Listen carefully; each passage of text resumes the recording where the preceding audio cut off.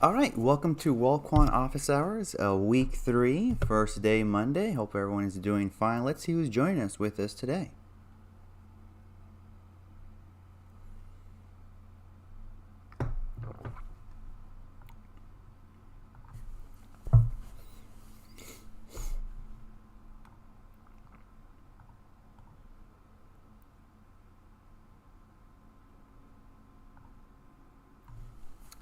All right. Hello, hope you're doing fine. Let's see who else is with us today. I can type here in the chat. Hello, everyone. I see that Rajesh is with us today.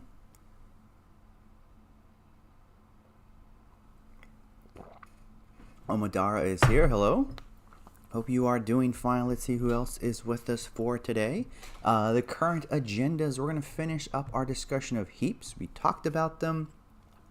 We haven't quite implemented them just yet in Python, so we'll see how we can do that. Zanab is here. Gerald is here. Hello, Gerald. Hello, Zanab. Hello, Ella. Hope everyone is doing fine today. First day of the week, Monday. First office hours. All right. Let me know anything you want to throw on the agenda. All right, someone is asking about the VC mini projects, and we will get to that today. We will, in fact, probably get to the VC mini project. We may not get to exercise 3, 4, and 5, but if you put something on the chat, perhaps I can take a look at that and answer it very specifically. I see that Christian Hedina is here. Hello, Christian. It's for Christian.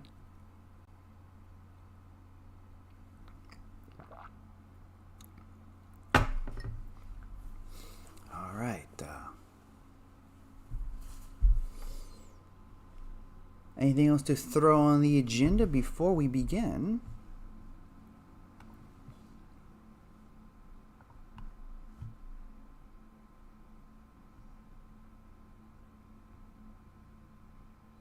Okay, so let's see. I'm going to go ahead, and I think some people are on the wrong link. So hold on. Let's see. Try this link here. I think some people are on the wrong link for some reason. We've had some issues with the links. Subham is here. Hello, Subham.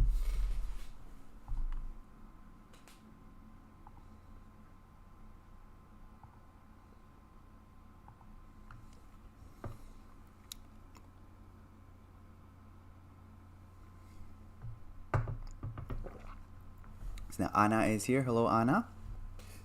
Let me know any topics to throw on the agenda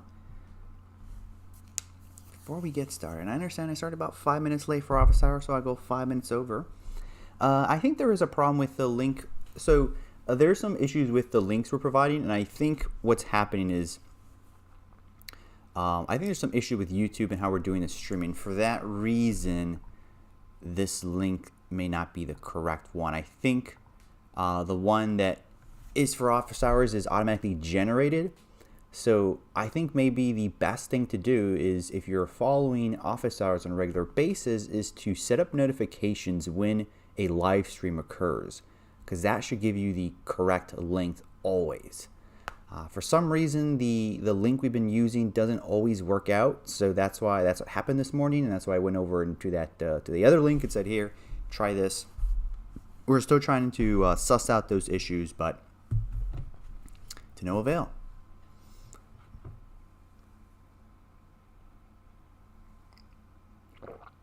All right, someone's saying the algorithm mini project, and I'm not quite sure what you mean by the algorithm mini project, but do let me know what you mean by the algorithm mini project.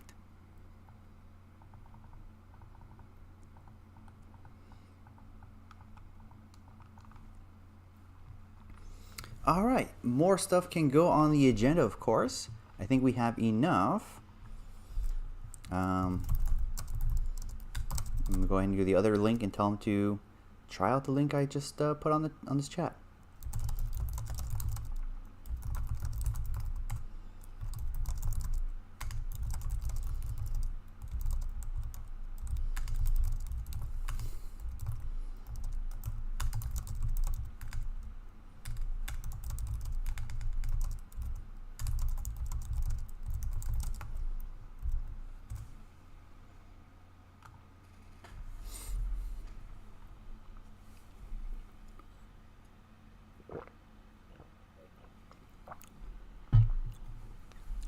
right, so I see Tulu Wasawe, I see Vera, I see Tom. Hello, guys. Welcome to Office Hours. I know some of you guys were on the different link. We're still trying to suss out those issues of why the old link won't work out. So for in the meantime, I will have to have both links to make sure, telling people, hey, try this other link instead.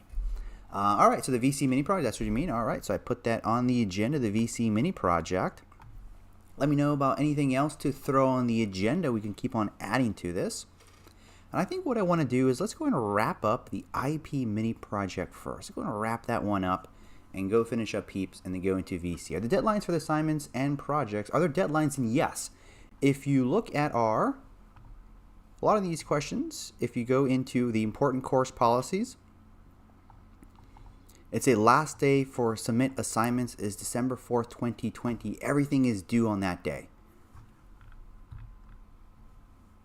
All right, someone is saying, can we cover Lambda functions, please? Yeah, we can talk about Lambda functions. I can put that on the agenda there, Lambda functions. All right, throw that in there. I get a discussion of Lambda functions, what they are, and good applications for them.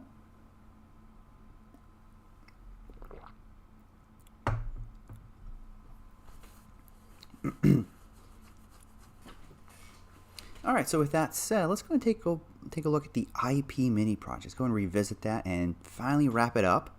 So let's go into Python mini projects IP. Do kernel and restart and clear that output.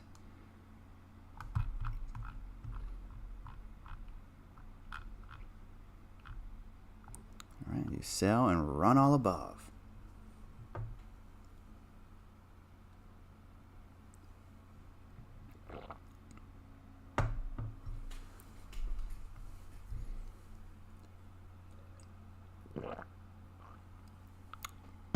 All right, someone is saying is what they've missed. You haven't missed too much. You just missed me asking for stuff on the agenda and me open up the IP mini project and wrapping that one up. Let's make sure everything ran above. Of course, there's probably some sort of name error that I have there. So let's go ahead and run this. Now let's tackle this IP, the last question of the IP mini project. So we talked about a better way to find primes. The whole point there is instead of doing this exhaustive search from 2 all the way to the number -1 to check if we have a factor that is easily divisible by, instead we go up to the square root.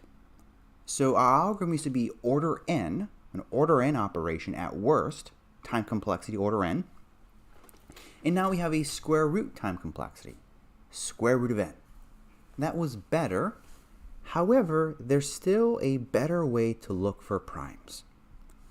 This is called the sieve, and it's called the sieve of Eratosthenes. I always mispronounce that name. I probably mispronounce it right now. I believe it is someone from ancient Greece, so I'll just call it the sieve. Let's talk about this sieve algorithm and how we can go and implement it for an improved version of finding primes. So we have here in Wikipedia is a GIF of this sieve algorithm. I'm going to refresh so I can follow along with the GIF. So what we do is we take 2 and we start blocking out all the factors of 2. 2, 4, 6, 8, 10, 12, and 14.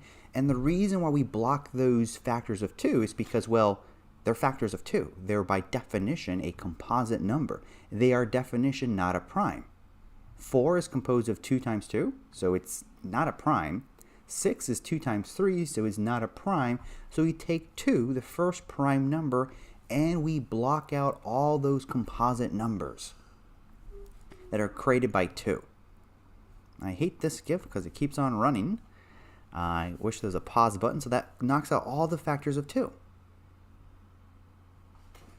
And what is left is 3, so we go to 3, that's a prime number, and we repeat the process, and we knock out all the factors of 3. And we'll see what is the next number that is left. In that case was, in this case, that should be 5. So 5 is our next prime number.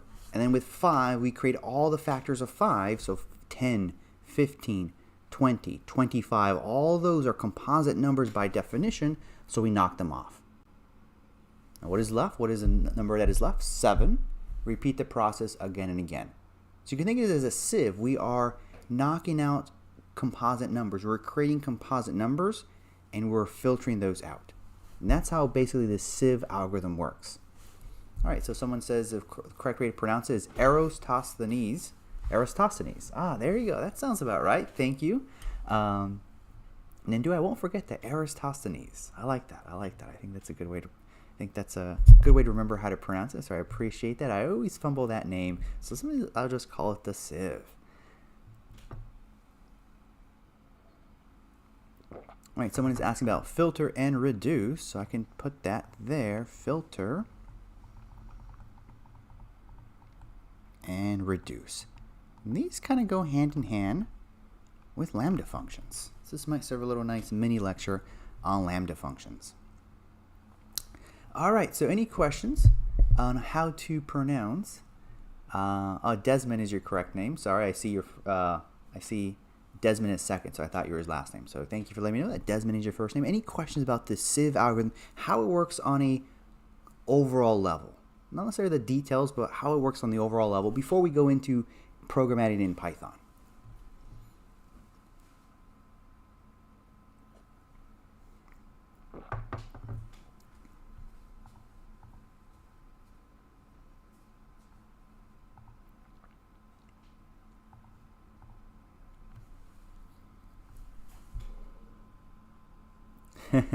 Yep, got my bottled water and tea.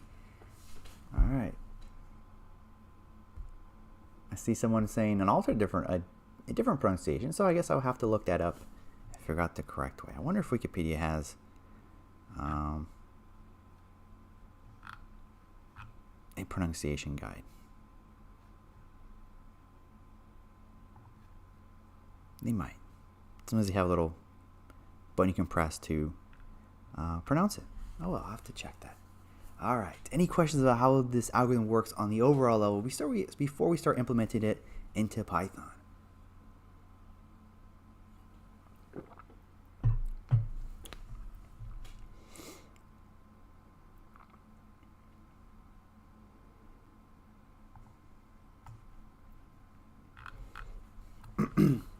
All right. So what we need here are several things. We have them listed. And what we need is a function that will return us a list of true values of length n plus 1, where the first two values are false.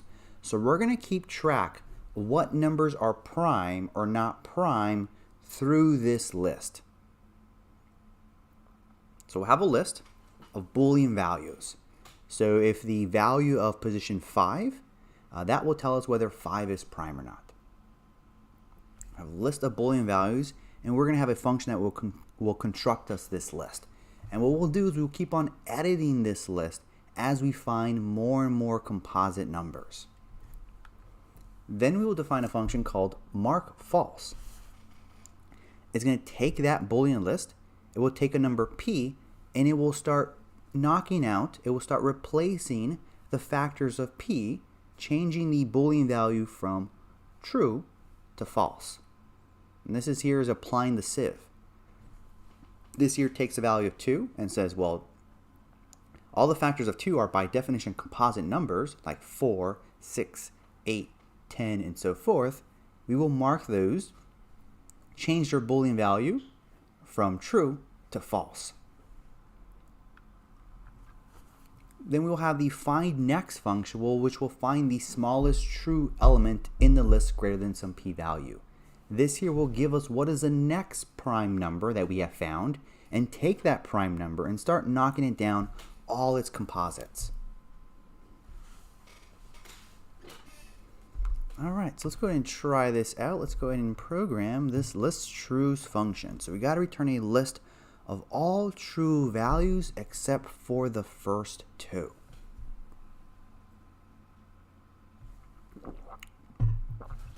So we could do something like this, false and false, plus for I in range of n minus 1,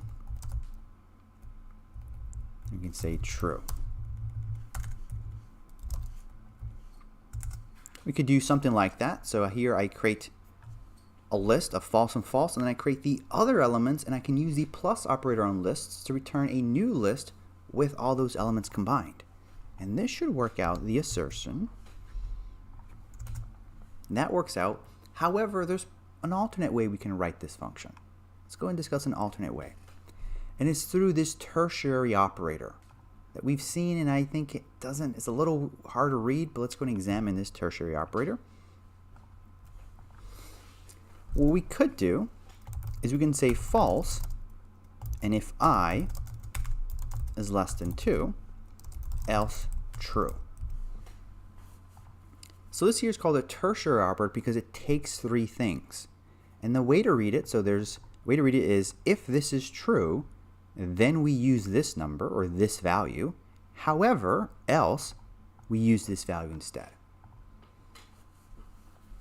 This is a way we can write a compact if-else statement in Python using this tertiary operator. And the way you read it, because it's not so readable at first, in my opinion, is you check this condition. If this is true, this is what you do. If not, you do this instead.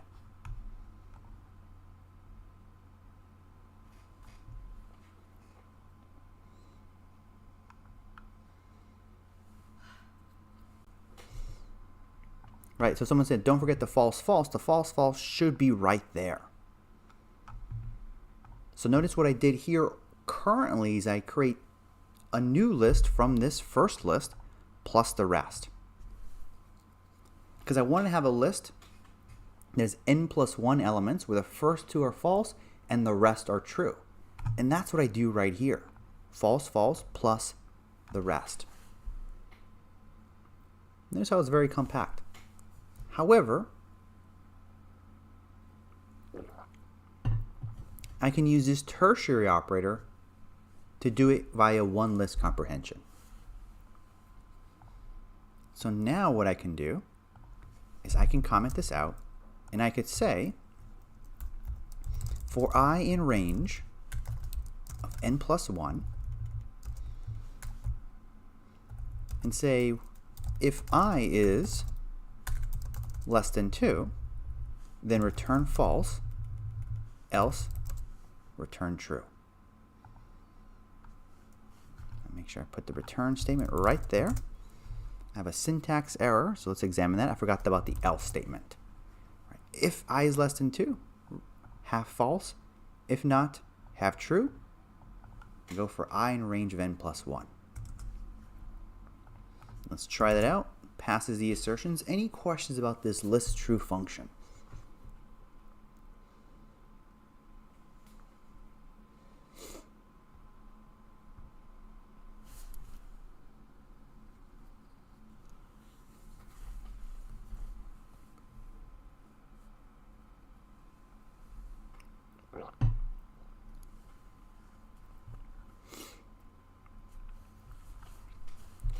All right, so our next function is mark false. So what we're going to do here is we're going to go ahead and take that value p and start marking off all its composite numbers of p in the provided Boolean list.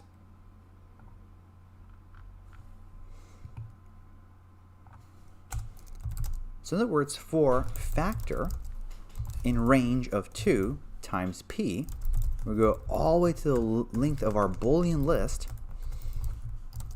of step size of p. Remember, the range function allows us to specify step size. So in other words, if I have 2, I want to try out 4, 6, 8, 10, and 12, and so forth. So in other words, range of 2 times p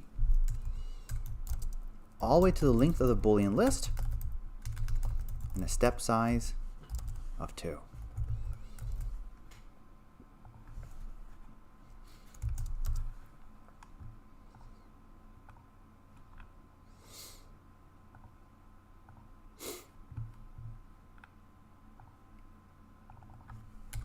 So we say for factor in range of 2 times p to the length of Boolean list of step size p, what we're going to do is we're going to take our Boolean list, we will index by the factor, using that index factor, and we will change that Boolean value from false from true to false.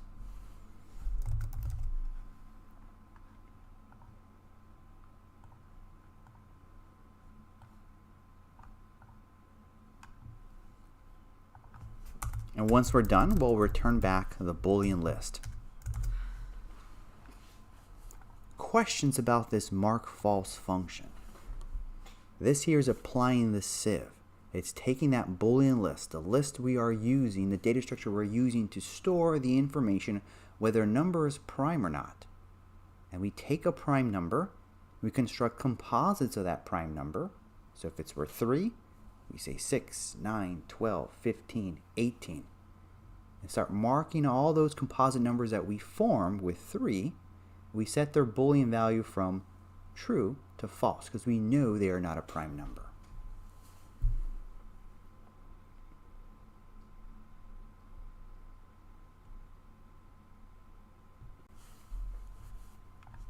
Let's go and assert this, run this mark false function. This works out. So now the next thing we do is we need a function that will tell us what is the next prime number to do. And why are you multiplying p by 2? All right, let me take a look at that right there.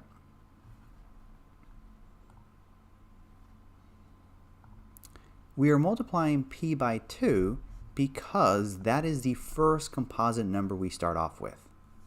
So for example, if I am looking at 5, I know 5 is a prime number, and I'm going to start knocking out all the composites of 5. The first one I start off with is 10. So 2 times 5. And the next one I start off with is 15. And the next one is 20 and 25. So in other words, I can write this as, I want to go through all the multiples of 5 basically. And I start off with 2, so I say 2 times p. So I say start off with 2 times 5, and then 3 times 5, and so forth. So that is why I have 2.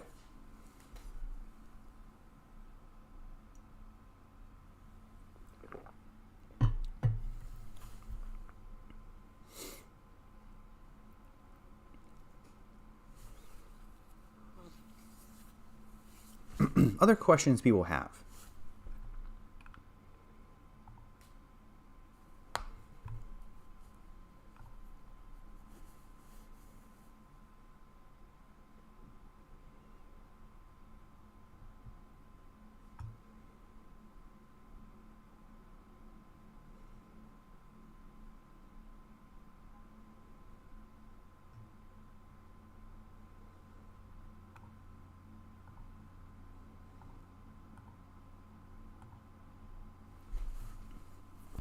Alright, so let's go ahead and flesh out this find_next function here. Accepts a Boolean list, accepts p, and we want to find what is the smallest element where there's not a false value. Alright, someone says looping through decorators through hyperparameter search of deep learning models. I'll keep in mind of that. So here, so in other words, what we want to do is if I have the following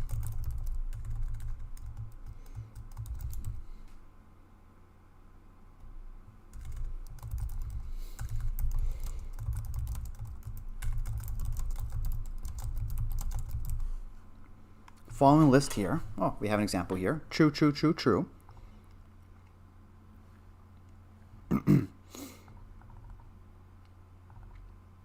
So we want to return a function for the smallest element which in the list which is not false. In other words, true.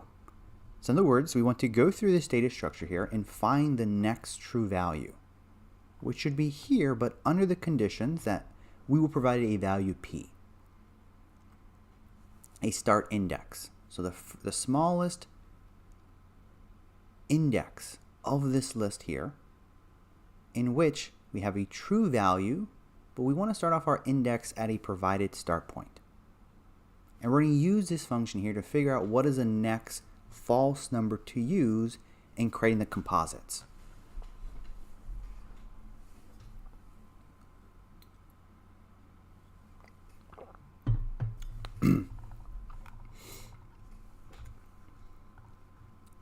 So what we got to do here is we got to start off with we're looking for the index. We're looking for the index of a data structure. And my question to you is, when we're doing iterations and we're interested in not only the value of a data structure we're iterating through, but also its index, what are the techniques or functions we should use? And while you think about that, let me go and explain this 2 times p.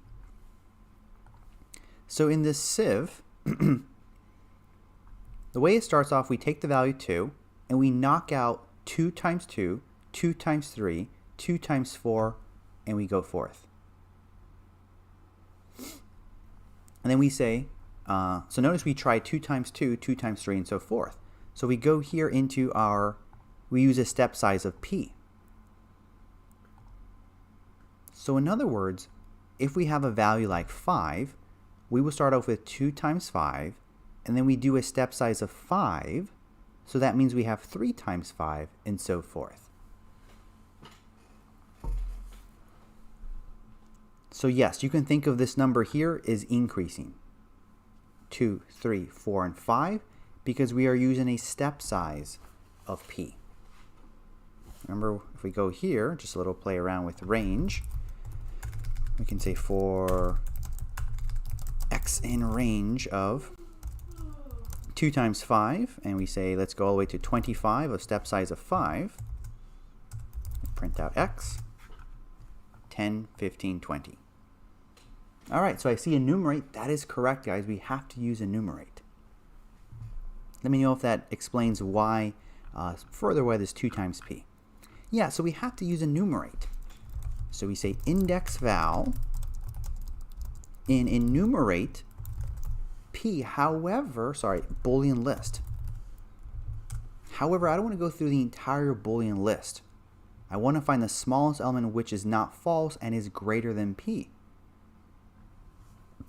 So I can index into the list. I can say, let's not iterate through the entire Boolean list. We have to start off with that p plus 1 and go all the way to the end. We're not looking for what is the index, the smallest index with a true value. Looking for the index that has the smallest index with a true value at a given start point.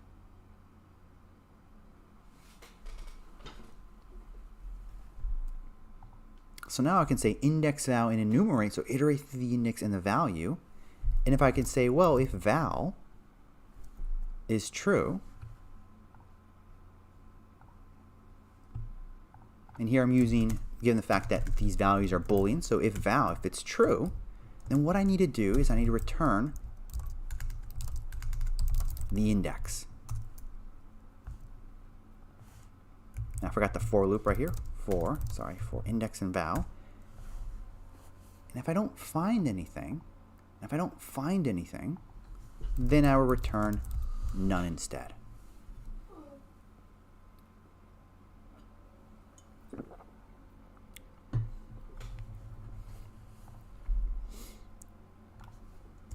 Let's run that function there. Let's go ahead and check the asserts. I get a name error. And oftentimes, most of the times you get name errors is because you probably have a typo. And that's probably what I have there. I had a typo right there. Let me fix that. Let's try that out. And I still get a name error because I cannot spell this morning. And enumerate. Probably a dead giveaway there is that since this is a built-in Python function, it should have a special highlighting. I didn't have that before, so there you go. Run that. And I still get an assertion error, so I must have a mistake. So let me see if I can examine what is going on in my function. Or if you know what's going on, let me know. I think I know my source of error.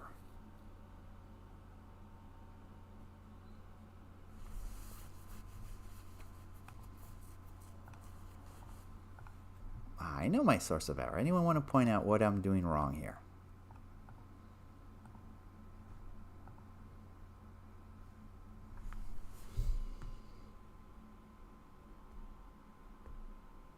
All right, so I see an alternate solution. Let's try that out. Let's go ahead and try that out. So what you did there is you said for I x in enumerate of our Boolean list, and if I is less than p and x equals true, return I. Let's try that out. I'm going to go ahead and wrap this around a different find next Boolean list, and p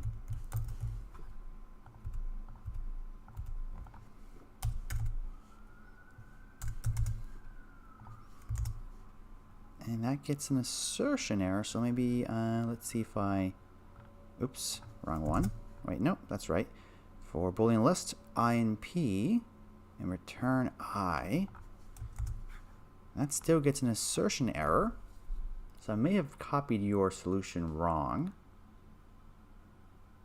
Return I.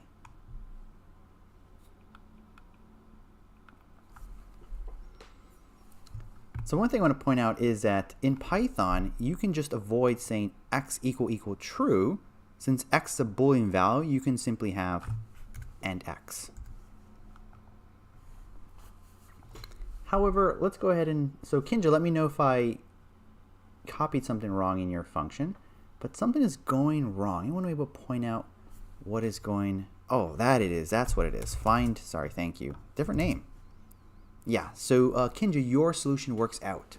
All right, your solution works out. I had a typo, lots of typos this morning. So I made the fix here where I set, let me go ahead and emphasize this once again, is that since x is a Boolean value, since it's true and false, we should just simply say, we can, this is right here is redundant. X equals true, we can just say x.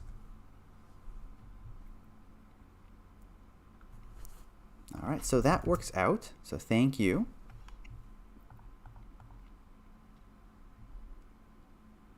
And so we're making sure that I is greater than p. However, in my solution here, let's see if we can fix this. Let's see if we can fix this solution here. So one thing to keep in mind is while we iterate through, let's go ahead and try this out. Let's say my list is equal to 0, 1, 2, 3, 4, and 5, and 6. And if I say for I val and enumerate my list, but I said let's start off with position 2, and I print out I and val, what do we notice?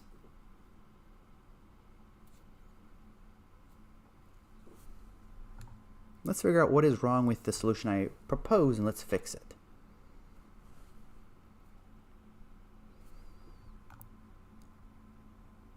So I index and say, hey, let's not start off with our current, the 0 position. Let's start off with this position, p plus 1. I tested it out here, but what do I see is wrong?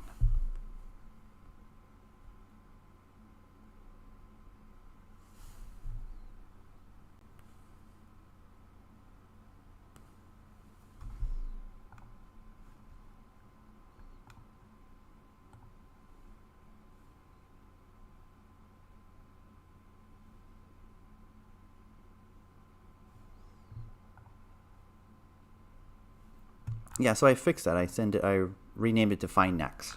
So that's why your solution works out, Kinja. So sorry about that. But why is the solution that I wrote out wrong? There's something wrong about it. And I thought I was being clever. Because I said, you know what? Let's start the enumeration. Let's start our list not at position 0, but let's go ahead and start off at p plus 1. Right? Since we're looking for the first true value with a value greater than p, well, let's start off with p plus 1. And right, and if val is true, return the index, and if we don't find it, return none. So why didn't it work out? I thought I was being clever. And I tried it out here. And what is going on?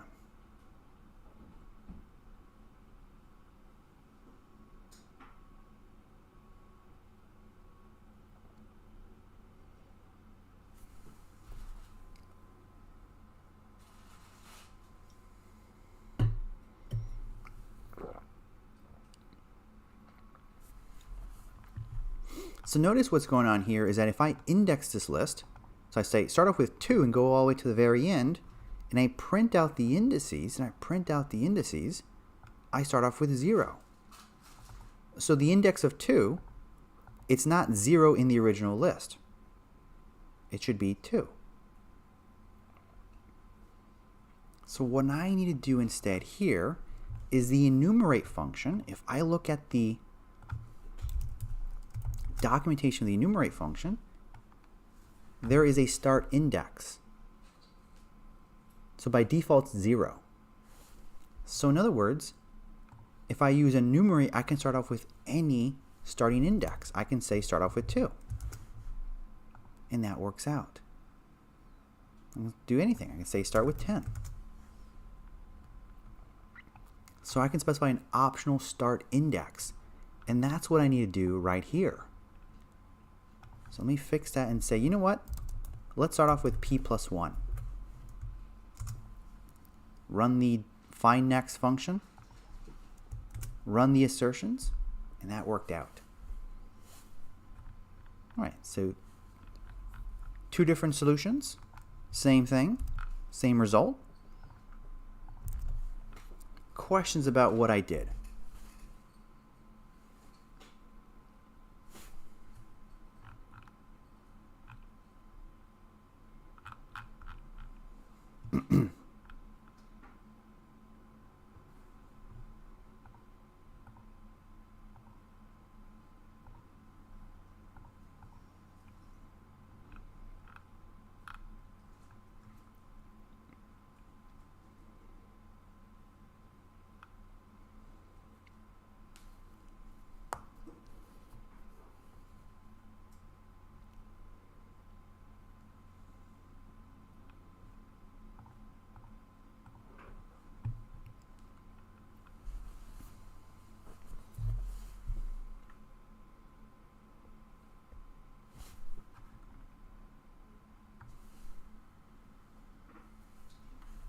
So let's go ahead and flesh out this prime from list. So given a list of true and false, return the index of the true values. So we only want to return the indices of the true values of that Boolean list. So that shouldn't be too difficult.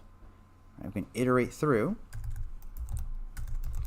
We can say for I in range of length of our Boolean list,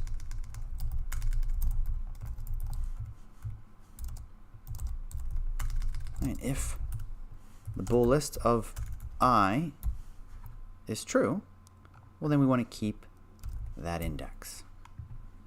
We can probably go ahead and do enumerate, right? For enumerate,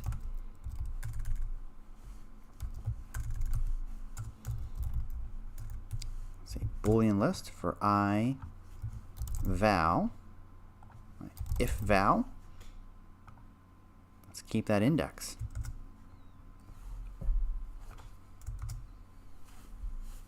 That should work out.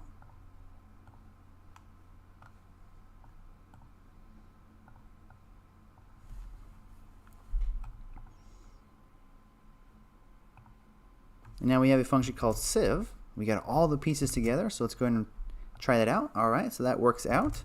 Let's time our solution. Let's use the sieve and let's use the get prime to see how much performance gain, how much faster it is.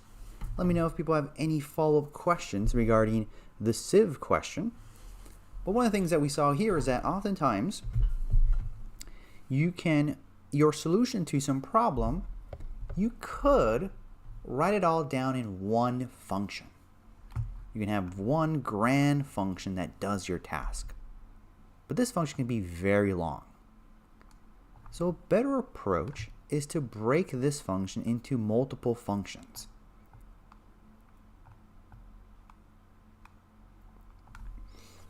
And then have a main function here that's going to call upon these pieces. So don't feel like you got to force everything into one great big function. Break it down. Compartmentalize it. Separation of concerns. And that's what we did for this mini project.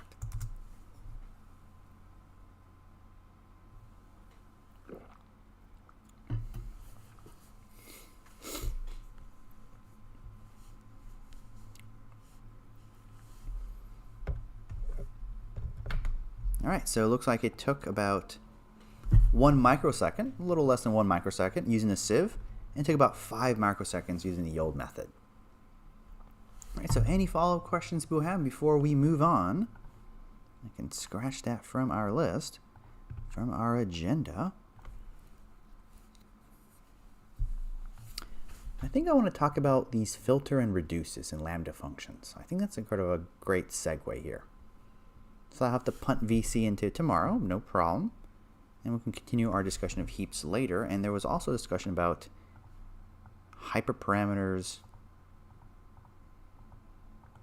and convolutional neural networks. And the short answer, well, since this is class, it's more focused on the core fundamentals of data science and not necessarily a machine learning. I won't go into all in depth of it. But with neural networks, hyperparameter tuning is a lot more complicated. So if you're going to do that, you might want to suggest an alternate way as opposed to maybe a brute force approach, like a grid search. So I would suggest that you look into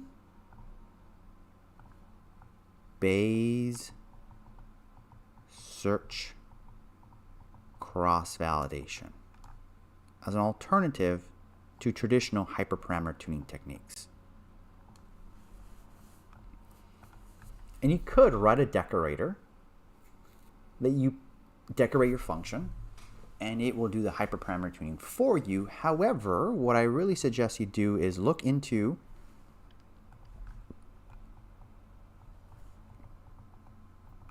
Bayes search CV. If you're in the realm of Python, this is found in a package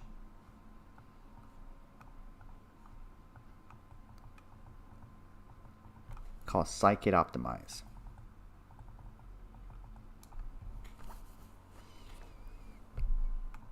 All right. Let's go into office hours, open up a new notebook, and let's talk about these Lambda functions and maybe how we can use them with filter and reduce.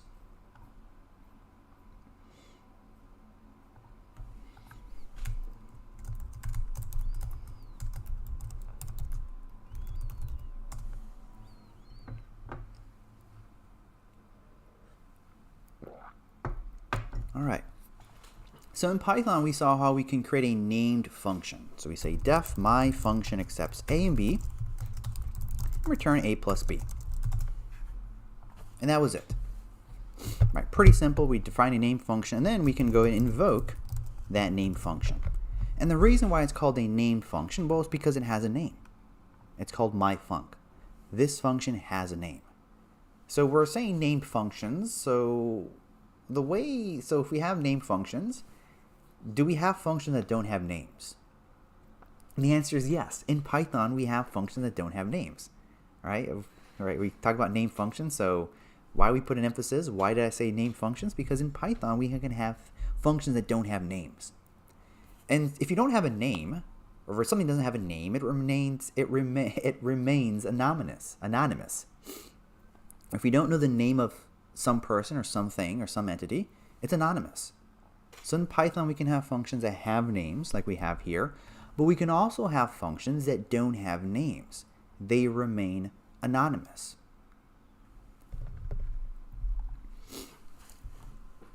And in Python, they allow you to write what are called lambda functions or anonymous functions. These are functions that don't have a formal name to them. So let's go ahead and try something out. Let's say we want to go ahead and, let's see. Let me think of a good test case. Let's try reduce. From functools, import reduce. And we have a data structure 0, 1, 2, 3, 4, and 5, and 6, and we call this my list. And what I want to do is I want to multiply I want to add up all the numbers in the list.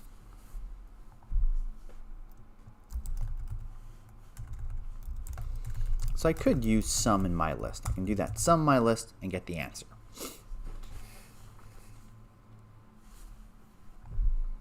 Or I can use this reduce function.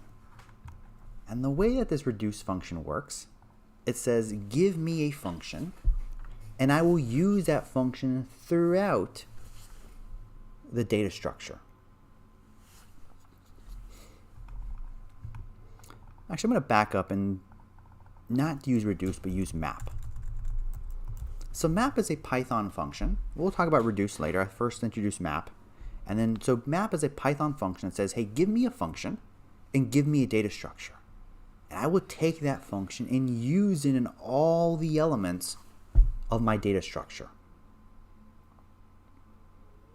We will see map operations when we go into pandas. Pandas have its own mapping type operations. But what it's saying here is give me a function, and I will use that function throughout my data structure. So for example, I can say, maybe I want to square all the elements of this data structure. So what I can do is I can define a function called square that accepts the value x and returns x squared. So I pass the function and I pass my data structure. I can say for x in map, print out x. And notice what it does, I can iterate through and print out the values. So map returns an iterable.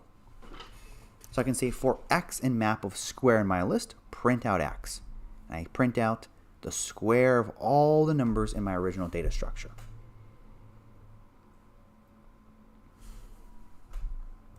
So notice it takes two things. It takes a function and it takes a data structure. And this function here, notice we're not calling that function. In other words, when you don't have something like this, we don't have these open and closed parentheses. We're not making use of the function immediately. What we are doing is we're just handing off that function to the map function, saying here's the tool, here's the function, here's the data structure, use it. Do whatever you want to do.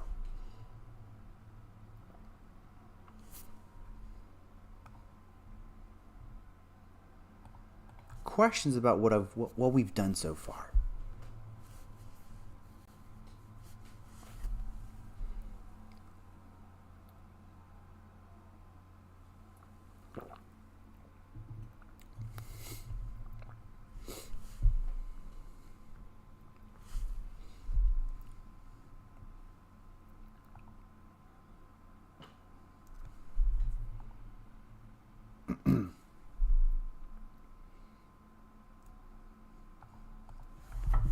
Now the problem with this is that this would have required that I had some forethought before I used map.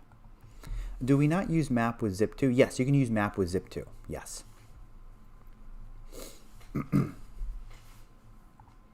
So the problem with this is that it requires some forethought. It requires that I had to formally create this named function before I used it.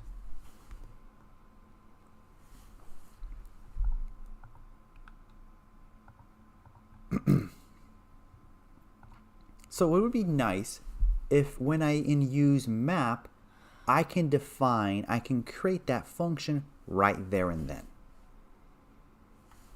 The other problem here is that maybe this function, maybe I'm only going to use it once, only in one place. And that place can be right there in the map. So my code has a function called square that I only really use in one place. So my code base is taking up value real estate, right? It'd be very nice if I'm only use this function, that I just define it only at the place of usage. Someone is asking about map, and map can take any data structure, anything that's an iterable, anything that can iterate through, it should work out.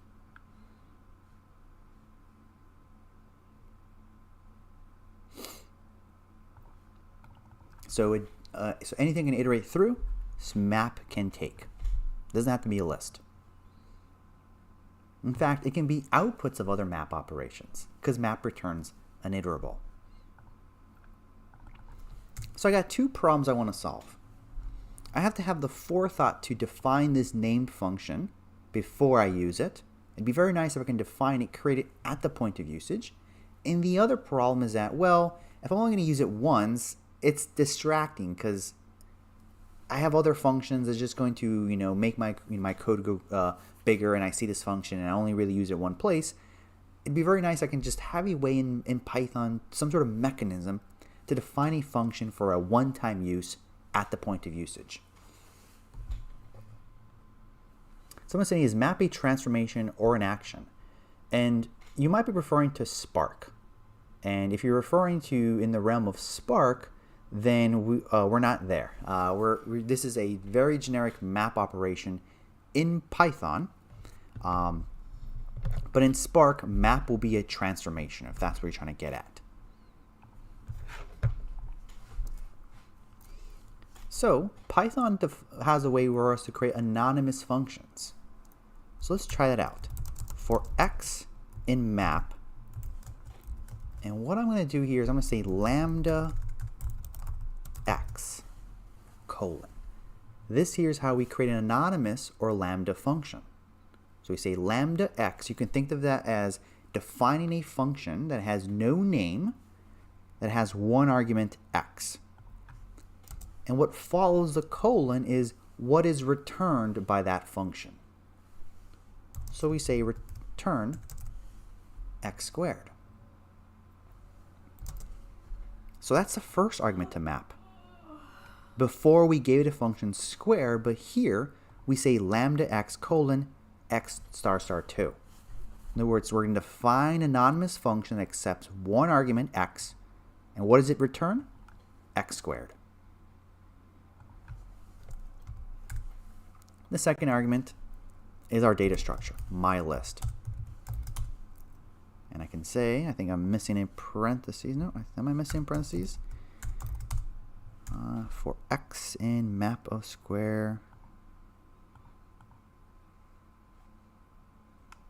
I think I'm fine. Print x. And I get the same result. So notice here, the function I passed to map was defined at the point of usage.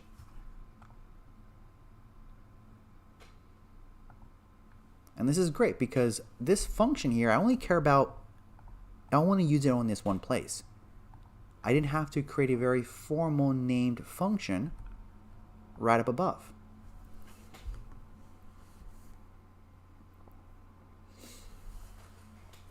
And we'll talk about pandas. Someone is asking best use a map in pandas. In pandas, they provide its own map utility called apply, and we will see that when we get to that point in the class. So we will talk about that. We'll talk more extensively about office hours, those operations in pandas. So we will get to that.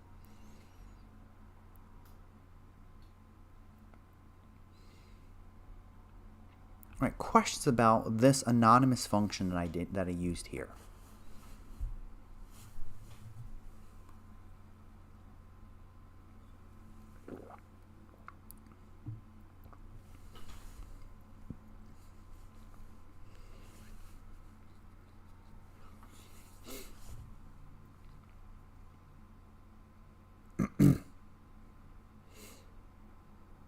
So I'm unaware what a VLOOKUP or a match is in Excel, so I cannot answer that. But when we get to pandas, we'll talk about pandas operations, and you can start seeing what those pandas operations are, what the equivalent are. They are in Excel. So questions about what I have here for these anonymous and lambda functions. They're a great way to create a one-time use function to be used at that point. Notice they don't have a name, hence anonymous. Does lambda need to be in a map? The answer is no. These lambda anonymous functions can be used for other functions as well. For example, they can be used in the sorted function. Can lambda be made for more complicated functions of just one-liners? And the answer is no. For better or for worse, Python has restricted the uses of anonymous Lambda functions. If you cannot express it in a single line, then you cannot use anonymous function. And the point there is, if you want to define an anonymous function that is rather complicated, can be more than one line, then maybe it's not a good use for anonymous function. Right? If I'm trying to have multi-line, it's not going to lead to a very readable solution. Your code won't be as readable if you're using a very complicated Lambda function. So Python said, well, we'll just restrict the creation of lambdas as a single line. And someone says, can Lambda have conditionals? And the answer is yes, Lambda can have conditionals, as long as you can express it as a single line. And that's where the tertiary operator comes into play. Remember, we saw that tertiary operator earlier? We said true.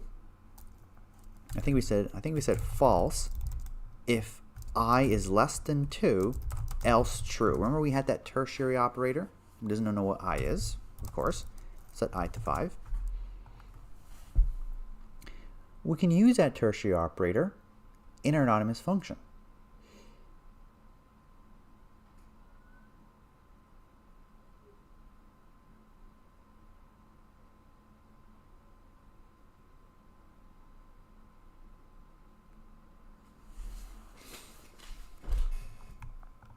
So let's try that out. Let's see if we can write an anonymous function that will use this map operation. We'll use this map function to iterate through my list. But if a number is less than 3, we keep it as is. But if it's greater than 3, we will square it. Let's try to do that using an anonymous function. If a number is less than 3, we leave it as is, but if it's greater than 3, we will square it. And we'll see how we can use conditions in Lambda function. So if I say map lambda x, I say x, if x is less than 3. So if x is less than 3, we leave it as is, else we square it. And we give it the iterable mylist. Let's iterate through for x. And that result, let's print out x. We see 0, 1, and 2 are left as is, but everything else is squared. So notice we were able to have a condition in our Lambda function using this tertiary operator.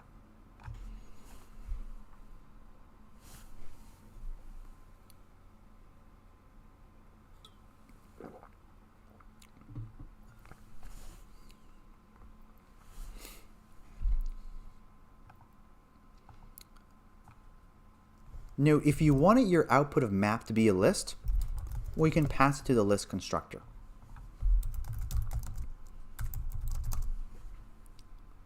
So this here returns an iterable. You can pass into the list constructor, and now you have a list version of your results.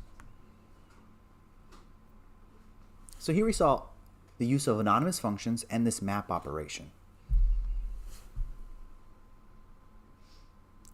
Someone's saying, would apply lambda x colon x star star 2 give you a similar output? And the apply method is for a pandas data structure. So yes, if you have a pandas data frame, you want to square all the elements, then using apply lambda x star star 2 would give you the same answer. But the apply method is for a pandas data frame, so we must have a pandas data frame. There's more to talk about with anonymous functions, and when we get to reduce and filter, because I still want to talk about that, it made more sense to first introduce anonymous functions before we get to filter and reduce. And we didn't quite get to VC, but we definitely will get that tomorrow. I know some people have questions on that, but we will get to it. Any quick questions people have regarding anonymous functions at this point? Or map?